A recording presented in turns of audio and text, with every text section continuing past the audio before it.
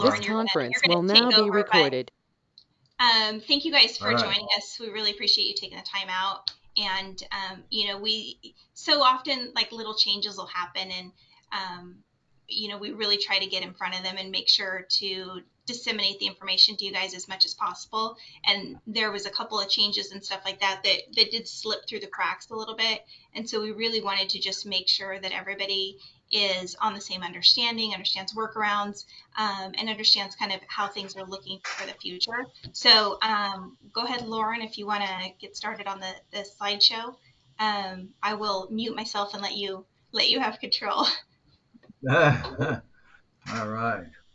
Welcome, welcome, welcome. So yeah, we did want to give you some up-to-date information about what's happening. So we are calling this habitational update. But it did, some of this information already came out. In fact, we had a BNB breaking news bulletin back in April 1st. Kind of a little bit of a background. There are going to be some rate changes in certain areas. It's not as bad as you think. In a lot of areas, things actually come down. So hold on, Glenn can't hear anything here. Give me just a second. Let me see if I can. I think it might be his side though, Lauren. It might be your side, yeah. All right, we're gonna record this anyway, Glenn. So if you miss it, not a problem. We'll pitch it out to you. So yeah. So okay. So continuing, yeah, there are going to be some rate revisions, product enhancements that are coming about, and so we just wanted to let you know a little bit more about what's going on because it's already hitting renewals and continuing to hit renewals for the next year almost. So let me go over here. Boom, boom. As far as habitational, we haven't done it with farmers, but there's an aggregated tenant factor that's going to be introduced or has been introduced for apartments and condos.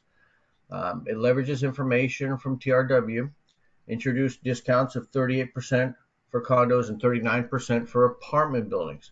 Now, so what they're doing is they're taking an aggregated score of the tenants' credit scores, and that is a factor in the rating. So it's a little bit of a multiplier that's going to be imposed. So they need at least 5 individuals. So if it's a fourplex, not that big of an issue. 5 or more is where it's going to have the impact. All right, so we wanted to make you aware of that. The credit checks are being run. Oh, go ahead. I'm sorry, Lauren. Are you playing the PowerPoint on your end? Because I can't see it. Oh, you can't. No. Is there anybody else who cannot see it? Because I can. You can? I can see it great. Yeah. That's weird. Okay, go ahead. Don't mind me then, because I just see our faces. So. Okay. Sorry happy, smiling faces. All right. So, all right. So yeah. So we wanted to get ahead of it. So just to summarize it here, it started in April. Credit checks are being run about 90 days prior to renewal. Right now, they're working in October and some of November. They need at least 5 people that they're going to do a credit check, and it'll be an aggregated average.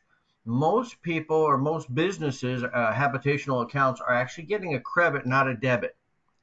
All right, so there may be some areas where it will be a surcharge, but in a lot of areas, it's actually a credit.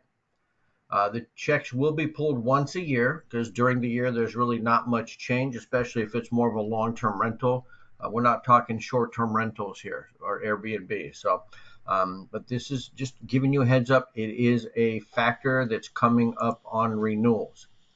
The picture we have here is for condos and apartments only, and they're going to ask for a range for addresses. So you want to pick the biggest street with the largest range when you're rating it. So in looking at, let's say, this apartment building here, you've got a few apartments on this side, but you've got a lot more on this side. And so to get a better aggregated range, you want the side that has more, more residents to where they get a better aggregated score as far as a credit rating. Don't pick an address if there's a clubhouse on the street. All right, you want to pick it where there's going to be more of a pull from this street. Okay, I'm not sure if that makes sense, but that's kind of how you want to assist your customers with getting the better rate to some extent. All right, versus a select. Rachel, can I chime in, Lauren? Definitely. Rachel, can you explain that to everybody the way you explained it to me, because I felt like it really made a lot of sense when you explained it. So I'm still trying to see the visual, so I'm So sorry I wasn't listening to what you it's the range address.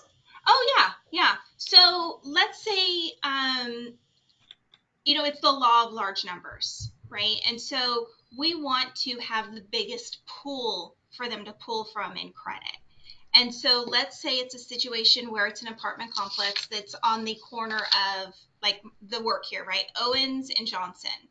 And on Owens, it's the office, office to whatever, management office. And then it's also the clubhouse. And then there's a couple of little apartments on that street. Well, on Johnson, that's the street that has, 50 units on. And so what we want to do is we want to use the address block of Johnson in order to get the biggest pool of individuals to pull that data so that we get the best score possible for our customer. So it allows us to put the address blocking in. So it would be like 7,400 Johnson or like 7,400 to 7,500 or 7,700 or however happens to be Johnson. So it's going to give you the opportunity to put a block of addresses in there like that. And we always want to use the street address that has the biggest opportunity on it for pulling data. Is that what you meant, Christy? Yes, thank you. Perfect. All right. Okay. We're not alone. Our competition is also going through some rate changes, so I just wanted to throw this in there. Some of you may have seen this. So it's affecting the industry, not just farmers. Okay. All right, and we're going to send this out. So what we want to do is you might want to take a look at what's coming down the pipeline, and so you can pull lists. And I'll let you jump in here, Christy. So you need to go to your ECMS. Once you open up your ECMS screen, then you go to the Reports tab. From there, you choose the Policy tab, and then down below you'll see the Policies by Selected Criteria, and you hit Go. Then you will choose from the first drop-down Commercial, and once you choose Commercial, that second drop-down will populate. You choose With Selected Products, and then the next one will populate, and you'll choose Product Type Habitational, and you'll hit Run. You will see a screen that looks just like this. We obviously blanked out insured's names and policy numbers here, but they are under the account name. It's a hyperlink. So you can do one of two things from here. You can either, up at the very top where you see the red number 2, you can hit Select All, and then on number 3 you can print a workable list that you can just work off of. Or you can use this in real time, and under that account name would be a hyperlink to that client. And you click on that client's name, it'll take you to the ECMS screen, and then you can kind of go through your listing that way. All right. Thank you. So yeah, you might want to take a look at what you got coming down the pipeline. Definitely want to stay ahead of things and reach out to your prospect. To see what's coming down the pipeline as far as renewal rates. So this isn't the only thing that's impacting the rates. There are some other items, but again, not all of it's negative here. A lot of places in California, from what we're doing and talking to the underwriter, they're actually seeing credits because of this. All right, so keep that in mind. My recommendation or ask is, in working with your clients, help landlords use credit check services. All right. So, I mean, there should be some type of background check that they're using. If not, introduce them to it because it's going to benefit them also. In having conversations, if it's possible, cross-sell workers' compensation. Typically, if they have a credit check services and you cross-sell workers' comp, there's typically a 3.1% rate decrease. And remember, with workers' comp, there's a 10% discount on the BOP. The BOP also discounts the workers' compensation policy. In some cases, there may be some vehicles associated with the business, so you can include that. Maybe the commercial auto, workers' comp, and the BOP. You get that trifecta. Again, I always say if you want the best rate Farmers has to offer, let's take a look at all your coverages and let's maximize the discounts that are available to you. Offer all applicable discounts. You can even have conversations with the underwriter to see what else you can do to work with the rating. And you definitely got to offer a policy review to improve satisfaction levels. Let them know that you are there. And when you do the policy review, definitely identify any possible additional discounts that they might want to consider and take advantage of. So there's a lot. We definitely want to be proactive in this. If there is an upward rate change, even if there's a decrease in rate, you want to have that conversation and say, hey, why don't we take a look at some other areas of insurance where we can kind of apply that discount and get a cheap rate, or package your policies to get the better pricing. Okay, so lots you can do. Anything else? So I'm going to leave it open for some questions at this point in time. Let me go back here. Can I chime in real quick, Lauren? Definitely. You should be getting quarterly lists from commercial regarding any major disruptions in your HAB policies. And we want to make sure that you understand that this rating factor for the credit with TransUnion is not in that disruption list. So there could be further changes to the premium from what you see in that quarterly list.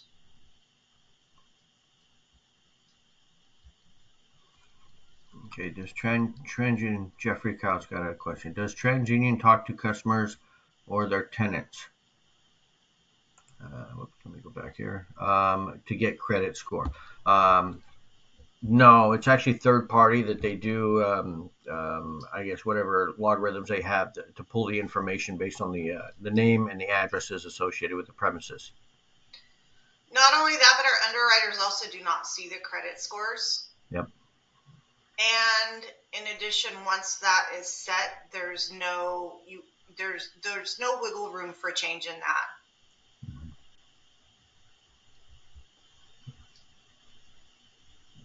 All right.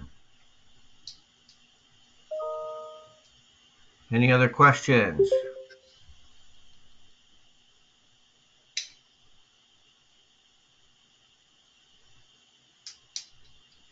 Rachel, did you have anything that you wanted to add?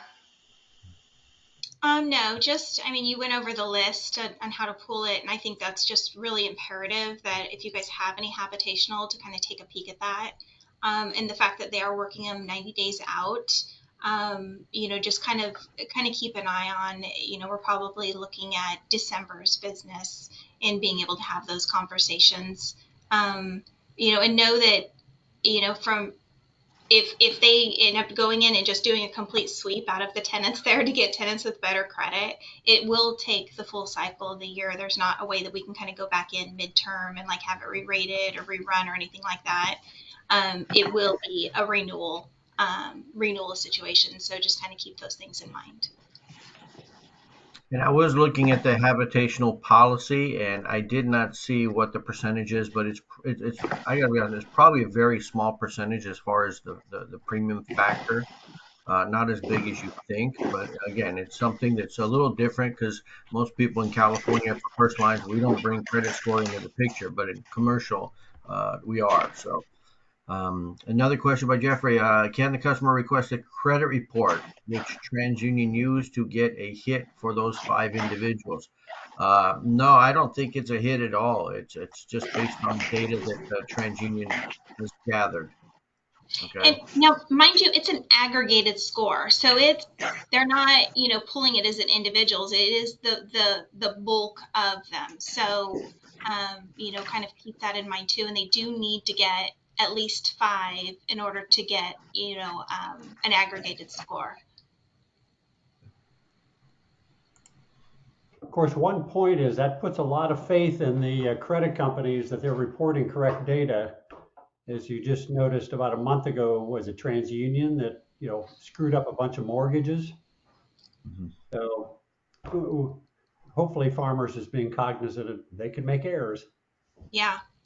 And the thing, I know Lauren kind of touched on this in the beginning, but we're like the last company to, incorporate this as a rating factor. So I'm not sure if there's any of you that write any outside HAB, but if so, you guys would potentially already be faced with this type of a situation. So we are finally, up to the market with everybody else. And like some other, agents that I've had conversations with, I was shocked because I was like, wait, it's California, right? We don't use credit. But we have to remember that the world of commercial is not the same as the world of personal lines. All right, another question by Jeffrey here. There's been another company called Equifax, similar to TransUnion, and they have been class action. There's a class action lawsuit filed against them for a glitch causing incorrect credit score. So I understand the credit score may be a concern to an individual. And so what we're saying is you want to give them the street range where the broadest number of residents are. So it's an aggregate. So it's not any one individual credit score. It's kind of aggregate, averaging it out with the law of large numbers, like Rachel said. And so, yeah, here and there may be some hiccups in someone's credit score, but we're not looking at that one. We're putting it in a pool and going with that. Okay. So there's no hit to your credit. It's not going to ding them. They don't even know that it's even going on. Okay. Just so you know.